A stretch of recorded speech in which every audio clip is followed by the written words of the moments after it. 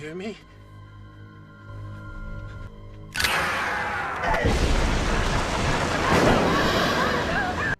You need to watch The Exorcism of Emily Rose. It's a horror movie from 2005, and it cradles on the edge of supernatural horror film and courtroom drama. The main cast is Linney, Tom Wilkinson, and Jennifer Carpenter. Linney plays Erin, who's a lawyer who's representing Moore, a priest who has been charged in the death of Emily Rose. This film is based on actual events that occurred in Germany in the 1970s. A young woman named Anneliese Michel passed away after experiencing exorcisms due to the fact that she and her family believed she was possessed by the devil. And the story was basically the same. This girl had visions and her behavior changed drastically. She would be barking under the table like a dog, eating dead bugs, a lot of things that the character does in the movie. Father Moore's here.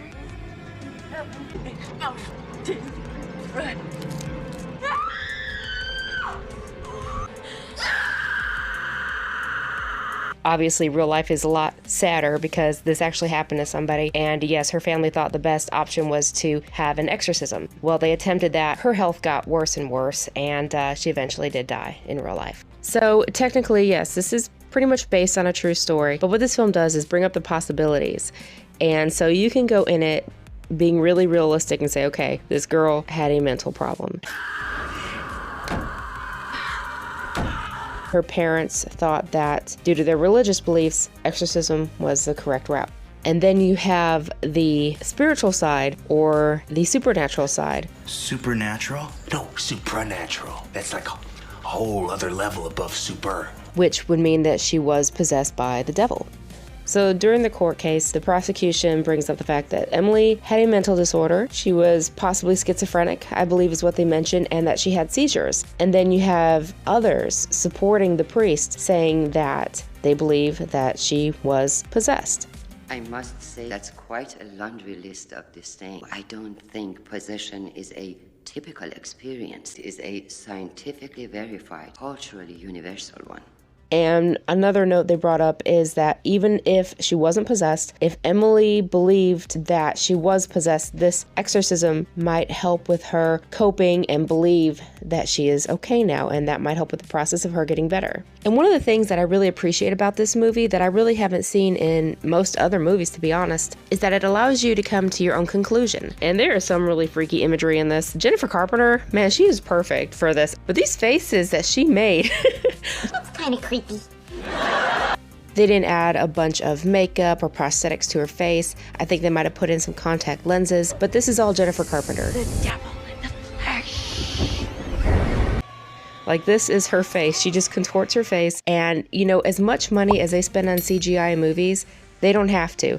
All you need is a good actor. There's a lot of unsettling scenes in here. They show what she sees. Like, she might be hallucinating. This is again, more along the lines of stuff that I like because it's very realistic, where they believe it's real or that she had a mental problem. And to know that somebody actually went through something similar to this in real life is just so sad. Now, what I really like about this movie is it actually offers two scenarios. Like, it will play out, okay, let's say she had seizures and she had a medical issue. She had, schizophrenia. In the film, they play that out as the prosecution is claiming this is what was wrong with her, and by doing this exorcism, you killed her. So we can look at it very logical that way. And then they offer the religious side, the spiritual side. So it's really interesting to me to have that viewpoint. You can look at it as a courtroom drama, or you can look at it as a possession horror movie. Honestly, for me, it's kind of both. Watching some of this stuff is kind of scary. I'm not saying I believe in possession necessarily, but I don't mess with it. Begone, evil one!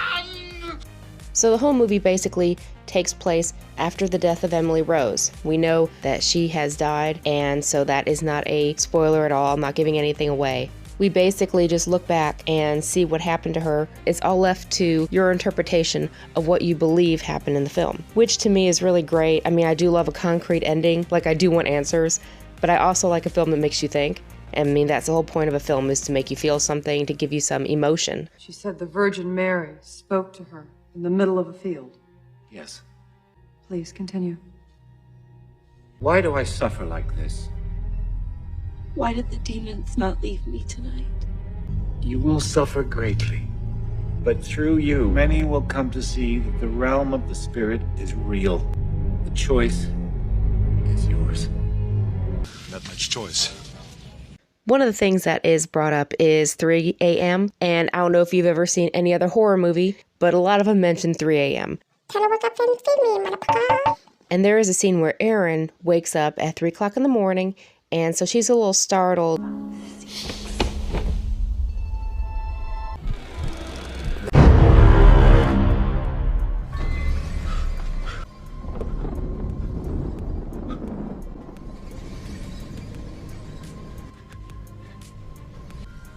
Can you hear me?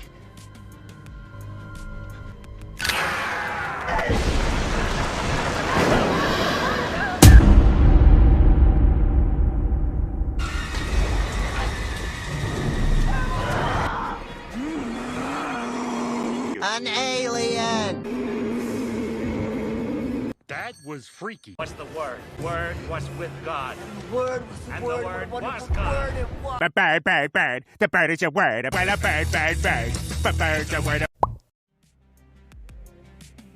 And it's another situation in the movie where you come to the conclusion yourself. Is this coincidence or is something actually happening here? I believe this is the first time that I heard about the 3 a.m. thing when I first watched the film. I hadn't heard about it before. And so, of course, if I wake up and it's 3 o'clock, I'm scared.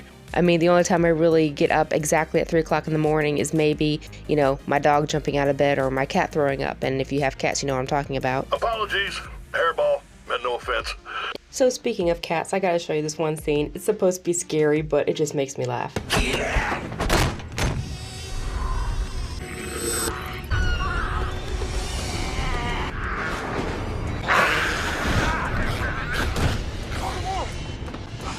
I'm gonna die the way God intended. If you love horror movies, I mean, we all like good scares. I mean, I watch movies that I'm like, okay, this might scare me once, when that's it, because I know there's a lot of jump scares in there. Knew where all the jump scares were.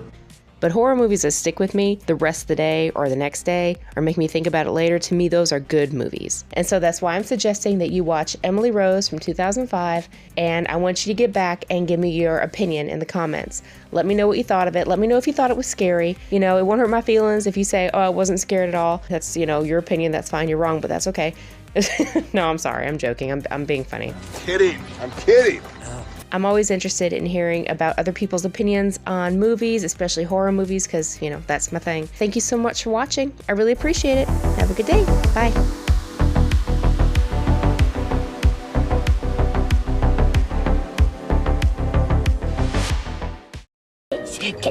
Get through.